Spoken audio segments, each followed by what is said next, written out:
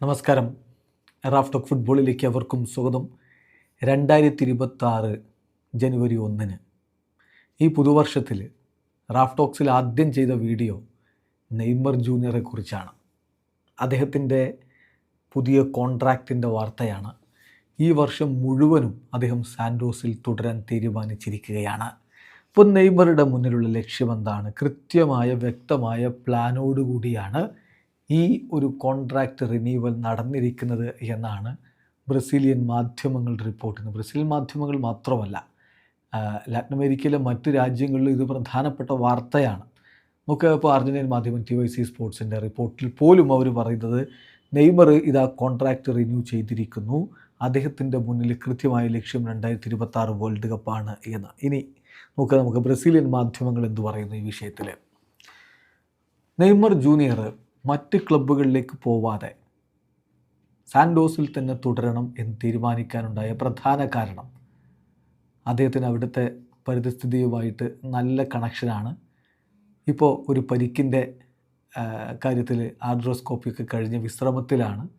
അപ്പോൾ അതുകൊണ്ട് തനിക്ക് ഏറ്റവും ഫേവറബിളായ കണ്ടീഷനിൽ തന്നെ നിൽക്കുക, എന്നിട്ട് പൂർണ്ണ ആരോഗ്യവാനായിട്ട് അടുത്ത സീസണിൽ കളി തുടരുക. ഇപ്പോൾ മാർച്ച് അല്ലെങ്കിൽ ഫെബ്രുവരി പകുതിയോടുകൂടിയൊക്കെ നെയ്മർ കളിക്കളത്തിലേക്ക് എത്തുമെന്നാണ് ലഭ്യമാവുന്ന വിവരം.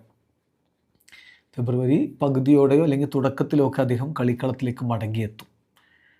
അപ്പോൾ അദ്ദേഹം കൃത്യമായി ലക്ഷ്യമിടുന്നത് കോപ്പ സുഡാമേരിക്കാനെ അടക്കം കളിക്കുക. ലാറ്റിൻ അമേരിക്കൻ കോമ്പറ്റീഷനാണ് കോപ്പ സുഡാമേരിക്കാന. സോ കോപ്പ സുഡാമേരിക്കാനെ അടക്കം കളിക്കുക, ബ്രസീലിയറോ സിരിയയിൽ കളിക്കുക, പൂർണ്ണ ആരോഗ്യവാനാണ്, പൂർണ്ണ കരുത്തനാണ് എന്ന് തെളിയിക്കുക. ആഞ്ചലോട്ടി അത് കൃത്യമായി പറഞ്ഞതാണ്. ഞാൻ ആർക്കും ഒന്നും മൂവ് ചെയ്യുന്നില്ല, ഒരാളോടും ഞാനൊന്നും കടപ്പെട്ടിട്ടില്ല. നന്നായി ആര് കളിക്കുന്നുവോ അയാളെയും കൊണ്ട് വേൾഡ് കപ്പിന് പോകും. നെയ്മർ മറ്റുള്ളവരെക്കാൾ നല്ല കളിയാണ് കളിക്കുന്നതെങ്കിൽ, ഫോം ഓക്കെയാണ്, പരിക്കിൽ 100% ഫിറ്റാണ്, പരിക്കിൽ നിന്ന് മുക്തനാണെങ്കിൽ ഒരു സംശയവുമില്ല നെയ്മറേയും കൊണ്ട് വേൾഡ് കപ്പിന് പോകുമെന്ന് ആഞ്ചലോട്ടി നേരത്തെ പ്രഖ്യാപിച്ചതാണ്. അപ്പോൾ ഇനിയുള്ള കുറഞ്ഞ മാസക്കാലം കൊണ്ട് കാർലോ ആഞ്ചലോട്ടിയെ കൺഫേം ചെയ്യുക അല്ലെങ്കിൽ കൺവിൻസ് ചെയ്യിക്കുക എന്നുള്ളതാണ് നെയ്മർ ജൂനിയർ ഇപ്പോൾ എടുത്തിരിക്കുന്ന ഏറ്റവും പ്രധാനപ്പെട്ട ലക്ഷ്യം. അതുകൊണ്ട് തന്നെയാണ് അദ്ദേഹം ഏറ്റവും പരിചിതമായ പരിതസ്ഥിതിയിൽ നിന്നുകൊണ്ട് കളിക്കാൻ തീരുമാനിക്കുന്നത്. അപ്പോൾ വേൾഡ് കപ്പ് മാത്രമാണോ ലക്ഷ്യമല്ല, വേൾഡ് കപ്പ് മാത്രമാണ് ലക്ഷ്യമെങ്കിൽ 6 മാസത്തെ കരാർ ഒപ്പിട്ടാൽ പോരെ.